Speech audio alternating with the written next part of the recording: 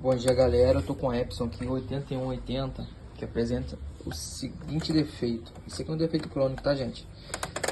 Esse barulho aqui, ó, na hora de imprimir. Tá, o carro tá destravado, impressora desligada.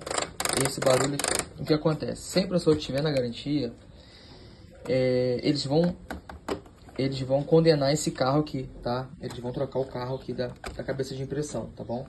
O que acontece? Tem duas travas aqui, ó, do lado esquerdo e do lado direito. Esquerdo e direito, que faz o carro levantar e subir, correto? Essa trava quebra e o carro fica arriado, aí faz esse barulho chato, mancha a impressão, tá? E com o tempo pode até danificar a cabeça de impressão, tá ok? Então existe uma adaptação que dá para fazer, mas o certo seria possivelmente trocar o carro, tá? Ou até alguns casos trocar essas duas travas aqui, tá? Aí tem que ver se a trava quebrou por si ou quebrou a trava que fica de apoio no carro, tá ok?